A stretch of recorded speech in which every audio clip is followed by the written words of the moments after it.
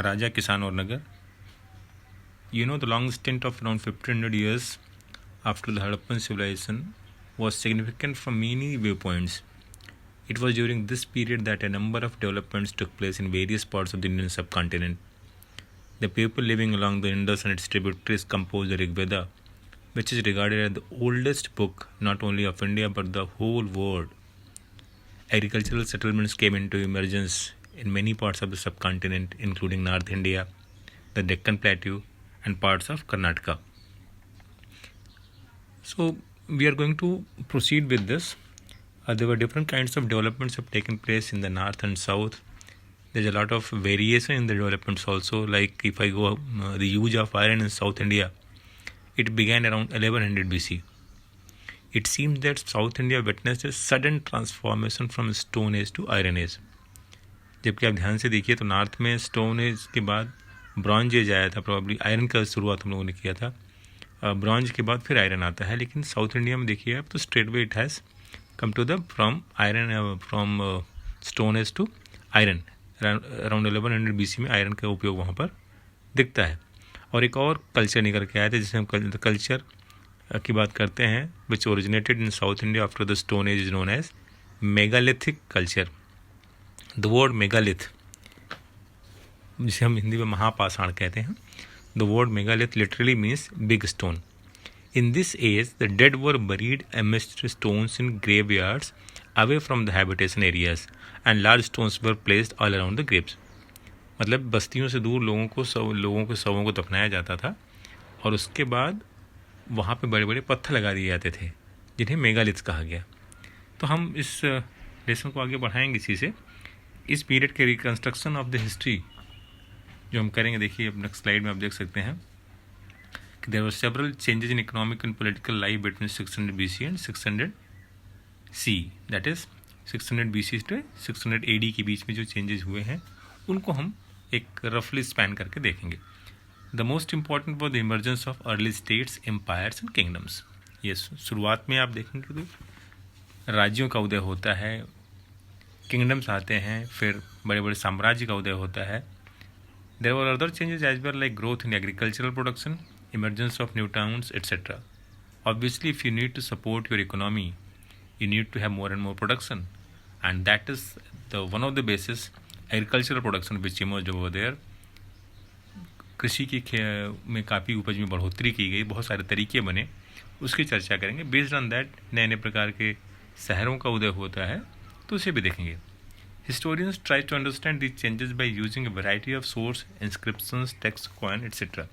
Frankly speaking, इस period के जानने के लिए दो प्रकार के सोर्सेज का इस्तेमाल किया जा सकता है. One is archaeological sources and second one is textual resources.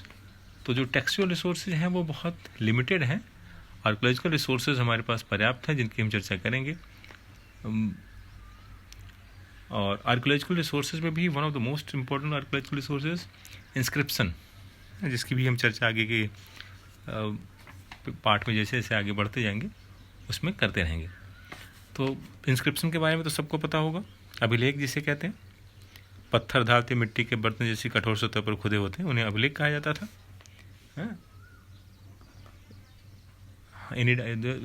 There should not be any doubt in this because already you have learned all this. Or the study of inscription is known as epigraphy. क्या बोलते हैं उसको? epigraphy. Hindi में क्या कहते हैं? अभिलेखों के अध्ययन को अभिलेख शास्त्र कहते हैं. ओके, तो this is one mark question also. You should be learning this. किताब में भी आप कहीं लिखा होगा देख सकते हैं, तो उसे अंडरलाइन करके लिख लेंगे. उसके बाद आता है कि पैलियोग्राफी. एक वर्ड आता है पैलियोग्राफी, जिसमें हम स्टडी करते हैं पुरानी राइटिंग को. इंस्क्रिप्शन पे जो लिखा गया है उसको समझने की कोशिश, समझने के जो विज्ञान है, that stream is known as palaeography. Okay,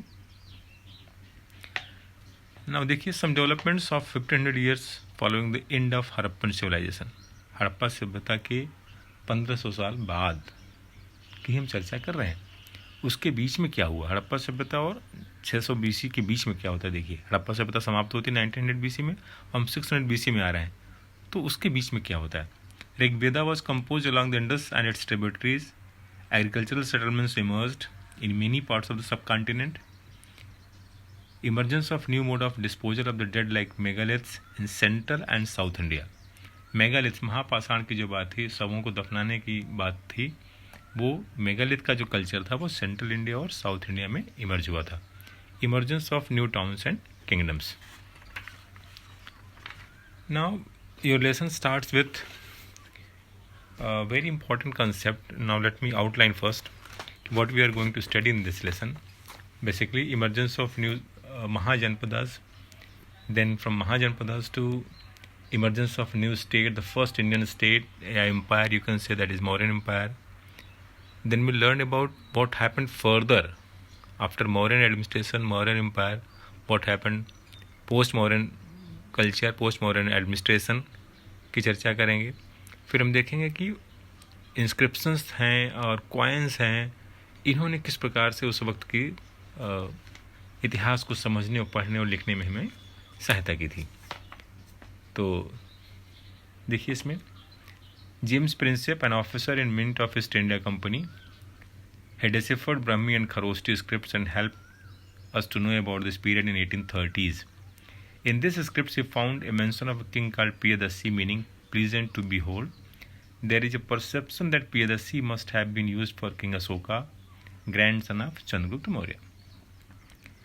तो देखिए इसमें एक बड़ी बात की जाती है कि 1830 के दशक में अभिलेख विज्ञान, दैट इज इंस्क्रिप्शन के क्षेत्र में काफ़ी प्रगति होती है. और जेम्स, ये एक नंबर का इंपॉर्टेंट क्वेश्चन इसमें नहीं लिखा हुआ है. Frankly speaking, James princess had deciphered the Brahmi script in 1838. 1830 लिखा हुआ है ना, उसके दशक में उन्होंने काम करना शुरू किया था. बट 1838 में उन्होंने सबसे पहले ब्राह्मी स्क्रिप्ट को पढ़ा था, और उसको पढ़ने के बाद से ही भारत के इतिहास को जानने का एक बहुत ही सुनहरा अवसर कह लीजिए आप भारतवासियों को या लोगों को मिल पाया था. क्योंकि अगर आप देखिए हड़प्पन स्क्रिप्ट हम नहीं पढ़ पाए तो उसकी बहुत सारी चीज़ों को नहीं समझ पाए कि क्या होता था क्या नहीं होता था. वेरिस जब आप स्क्रिप्ट को पढ़ पाते हैं then you can make out so many things out of it. तो ये चीज़ जेम्स प्रिंसेप का नाम ध्यान रखें. जेम्स प्रिंसेप ने ही सबसे पहले ब्राह्मी स्क्रिप्ट को पढ़ा था. और उस ज़माने में जो अभिलेख थे, इंस्क्रिप्शन थे, दे वर रिटन इन प्राकृत. प्राकृत क्या है? प्राकृत प्राचीनतम अभिलेख जो हैं प्राकृत भाषाओं में लिखे जाते थे. प्राकृत उन भाषाओं को कहते हैं जो जन सामान्य की भाषाएं होती थी. आम पब्लिक जिस भाषा को बोलते थे उसे प्राकृत कहते थे. इसीलिए उसमें अशोक न लिख करके अशोक लिखा हुआ है और बहुत सारी जगहों पर. ठीक है, तो इसकी चर्चा हम आगे बताएंगे जब हम इंस्क्रिप्शंस को वेरीफाई करेंगे, इंस्क्रिप्शंस के बारे में पढ़ेंगे, तब हम इसमें चर्चा डिटेल में करेंगे इसको. As if now you must know, James Prinsep ने ब्राह्मी स्क्रिप्ट को पढ़ा था जिसमें मौर्यन इंस्क्रिप्शंस लिखे हैं. ठीक है, आप देख सकते हैं चित्र आपकी पुस्तक में भी होगा कि कैसे ब्राह्मी स्क्रिप्ट के बारे में. चलिए जब थोड़ा सा बात करें तो बताते ही चलें कि it is one of the oldest script in India and most of the languages of Indian origin have been originated from Brahmi. Bharat की जितनी भी भाषाएं हैं, मैक्सिमम भाषाओं का उद्गम ब्राह्मी स्क्रिप्ट से ही हुआ है. Okay, 6th century BC. It is a turning point in early Indian history. क्यों ऐसा कहते हैं हम? अगर आपको हड़प्पा का ध्यान होगा तो it was the first urban civilisation and this phase is known as second urbanisation in India. Why do we call it second urbanization in India? A reason is very obvious. There are certain things have been written over here. You can make out. Increased use of iron. You know, iron का जब इस्तेमाल शुरू हुआ तो हमारे जीवन में बहुत परिवर्तन हुए. फ्रैंकली स्पीकिंग, मनुष्य की सभ्यता को परिवर्तन कर दिया इस आयरन ने. We had more weapons to clear the forest, to dig out the agricultural lands, and more hunting, so many things. Iron has developed like that. And coinage system, coins, you can understand when the coinage system developed, it gave a more impetus to the trade. व्यापार में प्रगति हुई होगी ना, क्योंकि barter system में बहुत सारी समस्याएं थी. तो coinage system has obviously removed so many hurdles of the barter system. Next comes emergence of early states and cities. जब हमारा आयरन का इस्तेमाल बढ़ गया, एग्रीकल्चरल प्रोडक्शन बढ़ गया, हम व्यापार ज़्यादा करने लग गए, ऑब्वियसली नए स्टेट्स, नए राज्य का उदय हुआ होगा, नए शहरों का विकास हुआ होगा। और एक चौथा बहुत इंपॉर्टेंट पॉइंट है कि why this is turning point, rise of new religions namely Jainism and Buddhism. हम सब जानते हैं कि ब्राह्मणिकल रिलीजन्स में बहुत सारे इवल्स थे, तो लोगों को उसमें बड़ी समस्या हो रही थी, तो they wanted to get rid of that brahmanical religion, and at the mean time Jainism and Buddhism has emerged, which created a lot of impact on the people of India. Now, जिस period की हम बात कर रहे हैं, आप देखिए 16 महाजनपदास की बात हम करते हैं, 16 महाजनपदों की बात करते हैं जो कि इसमें लिखे हुए हैं, उनके राजधानियों के साथ लिखा गया है इसे। और इसमें देखिए आप, तो इनके बहुत सारे नामों के बारे में हमें, जैसे अंग है, मगध है, वज्जी, मल्ल, काशी, कौशल, वत्स, चेदी, कुरु, पंचाल, सुरसेना, मत्स्य, अवंती, अस्मक, गंधार, कंबोज, ऐसे 16 जनपदों के नाम हैं। बट ऑल दी 16 जनपद जिन्हें मिल रहे हैं वो सब एक जैसे नहीं हमको मिलते हैं, क्योंकि इनका नाम हमें बहुत सारे Buddhist and Jainism literature and text में प्राप्त होता है। But all the names do not match in both the literature. However, certain names are very important which matches in both the literature, that is Vajji, Magad, Kosal, Kuru, Panchal, Gandhar, Avanti, etc. They find the place in both the religious text. Now, अगर हम जनपद की बात करें, जनपद और महाजनपद थोड़ा समझने से क्या होता है। जनपद एक का अर्थ ऐसा भूखंड है जहाँ कोई लोग या कोई जाति, कोई जनजाति, कुल अपना पाँव रखता है और बस जाता है। फ्रैंकली स्पीकिंग, जब लोग कहीं पर शुरुआत में जाकर के बस जाते हैं, तो उस वक्त तो ट्राइब में हुआ करते थे, कुलों में होते थे लोग, तो उसे हम जनपद कहते थे। और उसी का जब बड़ा विस्तार हो जाता था तो उसे हम महाजनपद कह देते थे। ठीक है। The 6th century is known for the rise of 16 mahajanapadas. तो पहला पॉइंट क्लियर है सबको। The states were either ruled by king और गनास। यहाँ पर थोड़ा समझने की बात है कि दो प्रकार की शासन व्यवस्था थी। दो प्रकार की शासन व्यवस्था की चर्चा मैं कर रहा हूँ।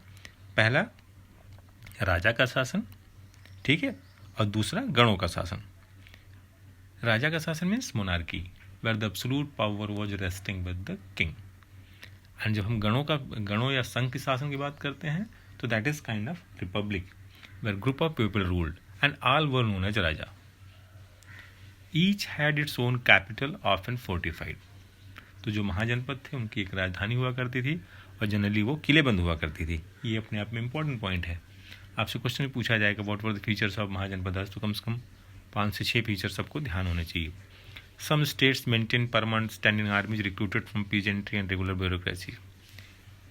इसके पहले रेगुलर आर्मी को रखने की व्यवस्था नहीं दिखती थी। तो जब महाजनपद आए, बड़े थे ऑब्वियसली, ज़्यादा रिसोर्सेज चाहिए, ज़्यादा एक्सपेंशन हो रहा था, तो उनके पास एक स्टैंडिंग आर्मी हुआ करती थी। इसी टाइम पर बहुत सारे धर्म सूत्रास लिखे जाने लगे, जो कि ब्राह्मणों ने लिखना शुरू किया था, so that it can be described कि आपकी ड्यूटीज़ क्या हैं, आपके कार्य क्या हैं। उनको कलमबद्ध किया गया धर्म सूत्रास को, जो कि रूलर्स एंड रूल दोनों के बारे में, ड्यूटीज़ के बारे में लिखा करते थे। तो धर्म सूत्रों का भी विकास होता है। And functions of the rulers were to collect taxes and tribute from people. ये इंपॉर्टेंट पॉइंट था कि जो रूलर होगा उसको टैक्स लेने का अधिकार होगा, वो टैक्स लेने की व्यवस्था करता रहेगा। नेक्स्ट पॉइंट है हमारा, इन सभी 16 महाजनपदों में जो सबसे इम्पॉर्टेंट और सबसे पावरफुल महाजनपद उभर कर गया है वो मगध। आप देख सकते हैं, इसको ब्लू कलर में डिपिक्ट किया गया है in the map, which you can make out. Bihar वाला पोर्शन पूरा है, उसे हम मगध के नाम से जानते हैं। ठीक है।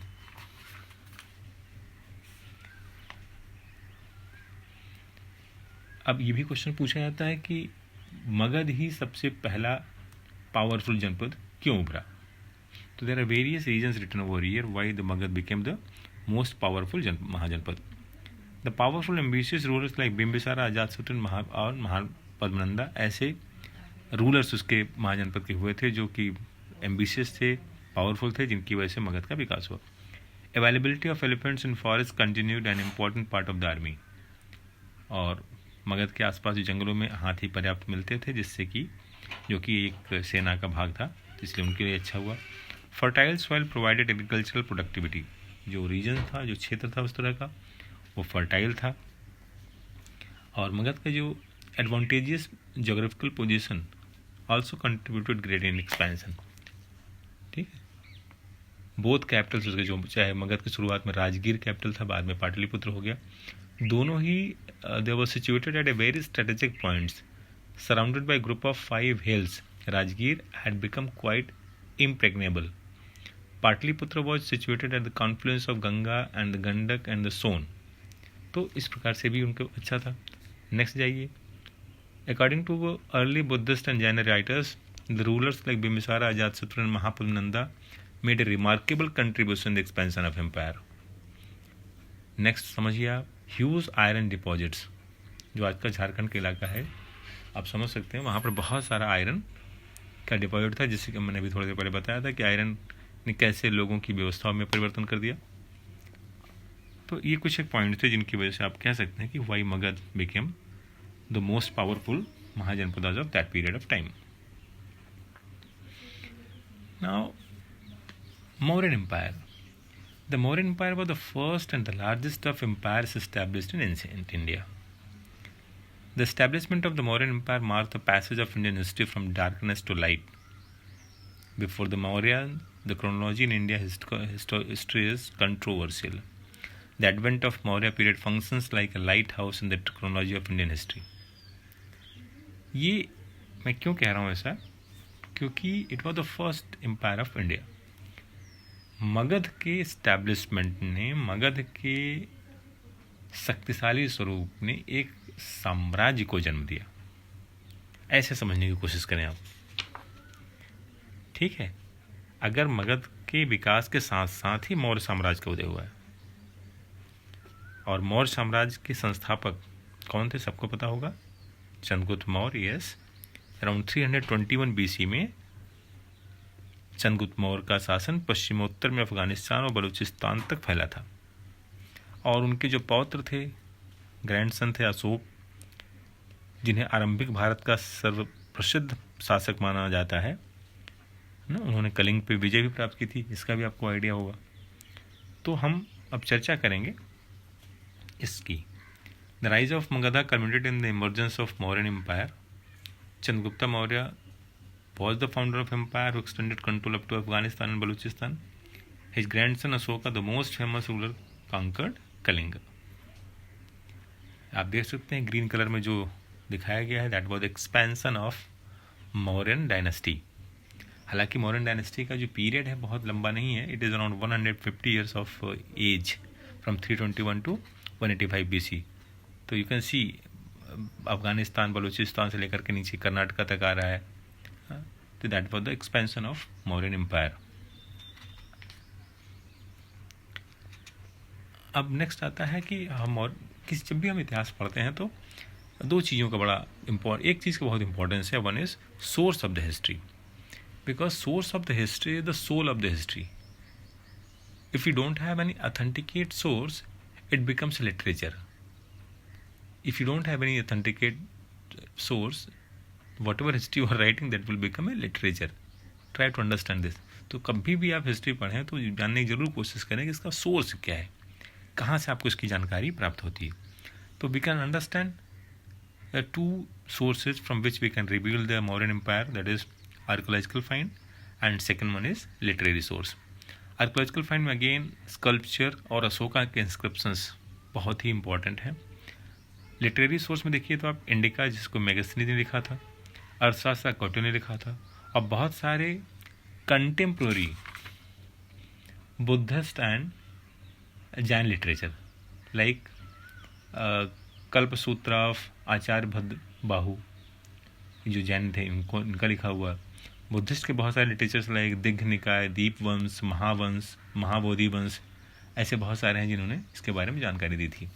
हमें कुछ जानकारी इसके बारे में मुद्रा राक्षस से भी मिलता है, जो कि विशाखदत्त ने लिखा हुआ था, मुद्रा राक्षस, उनसे भी हमें इसके बारे में जानकारी प्राप्त होती है। बहुत सारे इंस्क्रिप्शंस एंड कॉइन्स से भी हमें प्राप्त होता है। देखिए जूनागढ़ का इंस्क्रिप्शन की अगर हम बात करें कि रुद्रदामन जो थे, उनके इंस्क्रिप्शन से हमें चंद्रगुप्त मौर्य के बारे में पता चलता है। इसके अलावा पुराणों से भी हमें जानकारी प्राप्त होती है। पुराण सबको पता होंगे, हाँ, तो वायु पुराण और मत्स्य पुराण में हमें मौर्यन डायनेस्टी के बारे में जानकारी मिलती है। लेकिन जब हम पुराणों को पढ़ते हैं तो we have to be very cautious, बहुत सारी चीज़ों को उसमें अतिशयोक्त हो जाता है। तो इसलिए पुराणों वाले बात को भी, लेकिन पुरानिक लिटरेचर से भी हमें प्राप्त होता है। अब यहाँ पर हम आ जाएंगे, इसमें अशोका के धम्म की बात कर रहा है। चलो यहीं से स्टार्ट कर देते हैं, कोई बात नहीं। अशोका के रूल का कुछ बहुत इंपॉर्टेंट चीज़ें थी जो हम सबको समझने वाली बात है। Ashoka was the first ruler who inscribed his messages to the people on stone, rocks and pillars. He used the inscriptions to proclaim his principle of Dhamma. This included respect to elders, generosity towards Brahmins and other sects, kindness to slaves and servants, religious tolerance towards other religions. तो आपको पूछा जाएगा कि साहब अशोक का धम्म क्या था, तो इसमें मैं थोड़ा एक डिस्क्रिप्शन दे दूंगा आपको कि the most significant achievement of Ashoka as a ruler was his Dhamma. सबसे इंपॉर्टेंट अचीवमेंट उनका धम्म के रूप में आता है। Dhamma of Ashoka, as is explained in his edict, is not a religion or religious system, but a moral law, a common code of conduct, or an ethical order. समझने की कोशिश करिए आप, धम्म एक धर्म नहीं था, ठीक है, क्या था वो? It was a moral law, नैतिक कानून थे, कॉमन कोड ऑफ कंडक्ट था, एक एथिकल आर्डर था कि कैसे आप बिहेव करेंगे। क्या चीज़ें उसमें थी? Respect to elders, love to youngsters, truthfulness, sinless life, ahimsa, charity, true ceremonials, religious tolerance, बड़ा इंपॉर्टेंट एस्पेक्ट है। रिलीजियस टॉलरेंस का मतलब है you must respect, you must obey your religion and at the same time respect others as well. Okay, तो अशोका के धम्मा के बारे में क्वेश्चन पूछा जाता था, जिसके बारे में मैंने आपको क्लियर किया कि ये क्या थे। नाउ हम लोग आ जाएंगे कि मॉडर्न एडमिनिस्ट्रेशन पर, जिससे 8 नंबर का क्वेश्चन अक्सर बनता है कि मॉडर्न एडमिनिस्ट्रेशन के ऊपर 8 नंबर वाला क्वेश्चन अक्सर एग्जाम में पूछा जाता है कि व्हाट वर, आपकी किताब में भी लिखा हुआ है कि मॉडर्न एडमिनिस्ट्रेशन के स्पेशल फीचर्स क्या थे। तो चलिए इसको एक बार हम स्लाइड को देख लेते हैं, फिर हम आपको डिस्क्राइब कर देंगे। The Mauryan king was the center of the great administrative system. He enjoyed absolute power. The vast empire was divided into a number of provinces. The Mauryans had a strong standing army. Third point is 5 major political centers. There were 5 major political centers: Pataliputra, Takshila, Ujjaini, Tosli, and Suvarnagiri, to administer the vast empire. The center was situated on the important long-distance trade routes. Communication along both land and riverine routes was vital for the existence of empire. तो यहाँ से हम आपको बता दें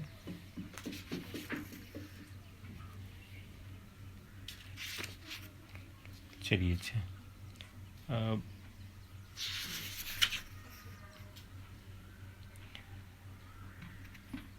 प्रशासनिक सुविधा के लिए मौर्य साम्राज्य को अपने आप को, अगर आप ध्यान से देखें जो पहला ही पॉइंट था उसमें 5 प्रांतों या 5 राजनीतिक केंद्रों में कर दिया था। ये तो आपको क्लियर है कि सम्राट प्रशासन का सर्वोच्च अधिकारी था and his place was also hereditary, वंशानुगत हुआ करता था। He had enormous powers, most of the powers उसके पास हुआ करती थी। मौर्य प्रशासन में मंत्रियों का विशेष महत्व था। केंद्रीय प्रशासन को सरलता एवं कुशलता पूर्वक चलाने के लिए राजा कुछ मंत्रियों की नियुक्ति करता था, ठीक है। इन नियुक्तियों में जो सर्वाधिक महत्वपूर्ण थे वो थे प्रधानमंत्री और पुरोहित। चंद्रगुप्त काल, मौर्य के काल में आपको ध्यान होगा कि प्रधानमंत्री पुरोहित के पद संयुक्त हो गए थे। कौटिल्य जो थे वो दोनों ही पदों पे थे, क्लब कर दिया गया था बोथ द पोस्ट। तो 5 प्रांतों में सबसे पहला पॉइंट आप देखिए, प्रशासन के लिए क्या किया था मौर्य सम्राटों ने? अपने साम्राज्य को 5 प्रांतों में, 5 प्रोविंसेस में डिस्ट्रीब्यूट कर दिया था। पहला आप देख रहे हैं मगध। मगध क्या था? जो ईस्टर्न एंड नॉर्दर्न प्लेसेस थे वो सारे के सारे मगध के अंदर आते थे, और सम्राट जो किंग था वो खुद उसको एडमिनिस्टर करता था। अगर हम नॉर्थ में चलें, उत्तरापथ की तरफ चलें, तो देखेंगे कि तक्षशिला थी, which was controlling the areas of Afghanistan, Balochistan, Punjab and Sindh. West में जाएं तो वहाँ पर उज्जैन या उज्जैनी था, ठीक है। साउथ में जाएं तो साउथ में अप टू मैसूर तक, विंध्याचल से लेकर के मैसूर तक सुवर्णगिरी था, विच वॉज कंट्रोलिंग। और लास्ट में जो कलिंग वार में जीता था, जिसकी राजधानी तोसली थी, ईस्टर्न साइड में, that has also become a power centre. अच्छा, जितने भी राजनीतिक केंद्रों का उल्लेख अशोक के शिलालेखों में मिलता है, उसमें देखिए प्रांतीय, अब हम प्रोविंशियल एडमिनिस्ट्रेशन की बात करेंगे। प्रांतीय शासन के अध्यक्ष को कुमार अथवा आर्यपुत्र कहा जाता था, और जनरली ये रूलिंग क्लास से आते थे। नेक्स्ट आता है प्रांत, जो था वो जिलों में विभक्त था, डिस्ट्रिक्ट्स में डिवाइडेड था, इसे आहार या विषय कहते थे, ठीक है। Every district administration was headed by प्रादेशिक, उसका जो इंचार्ज होता था उसे हम प्रादेशिक कहते थे, और ग्राम प्रशासन की सबसे छोटी इकाई हुआ करती थी। सिटी एडमिनिस्ट्रेशन में बहुत ध्यान दिया गया था। बहुत सारे सिटीज़ थे, लाइक पाटलिपुत्र, तक्षशिला, उज्जैन, तोसली, सुवर्णगिरी, इसिला, कौशाम्बी, बहुत सारे सिटीज़ का विकास हुआ था उनके टाइम पे। तो दे हैव सिटी एडमिनिस्ट्रेशन उनका विशेष था, नगरीय जो प्रशासन था इस पर विशेष ध्यान दिया था। और मेगास्थनीज के बहुत सारे विवरण से हमें पता चलता है कि जो नगर का प्रमुख अधिकारी हुआ करता था उसे नागरक या नगर अध्यक्ष कहते थे, ठीक है। तो इन सब के साथ साथ मौर्यों ने they have established a very efficient spy system, गुप्तचर व्यवस्था की भी स्थापना की थी। They were of 2 kinds, one is Sanstha and second one is Sanchar. Sanstha में वो गुप्तचर होते थे जो एक ही स्थान पर संस्थाओं में संगठित होकर वेश बदल कर कार्य करते थे, और संचार वे गुप्तचर थे जो एक स्थान से दूसरे स्थान पर घूम घूम कर सूचनाएं एकत्रित करते थे। तो अब you can see features of Maurya administration as mention in the Ashokan inscription. बहुत सारे हमको मौर्यों को एडमिनिस्ट्रेशन के बारे में अशोक के इंस्क्रिप्शन से बहुत सारी जानकारी प्राप्त होती है। तो Megasthenes mentioned A committee with 6 सब committees was organized for coordinating military activity. They looked after the navy, transport, infantry, cavalry, chariots and elephants. The second committee was to arrange bullock carts to carry equipments, procure food and soldier and fodder for animals, and recruit servants and artisans to look after the soldiers. ठीक है, तो ये चीज़ें हम अभी देख पा रहे हैं। और यहाँ तक कि बहुत सारे ग्रीक सोर्सेज में, हालांकि it may not be true, it's very much अतिशयोक्त लगता है कि बहुत सारे यूनानी स्रोतों के अनुसार कहा जाता है कि मौर्य सेना में 6 लाख पैदल, 30,000 घुड़सवार, 9,000 हाथी और 8,000 रथ सम्मिलित थे। तो maybe bit of exaggeration in this, but there was a huge army along with the Mauryan empire.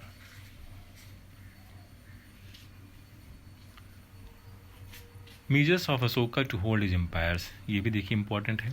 Ashoka is consider one of the greatest ruler of India of all time. तो उसने जो ट्राई किया, कैसे किया देखिए, try to hold his empire together by propagating Dhamma, जिसकी भी हमने चर्चा की आपसे। ही appointed special officers called Dhamma Mahamattas to spread the message of Dhamma. और उसने विशेष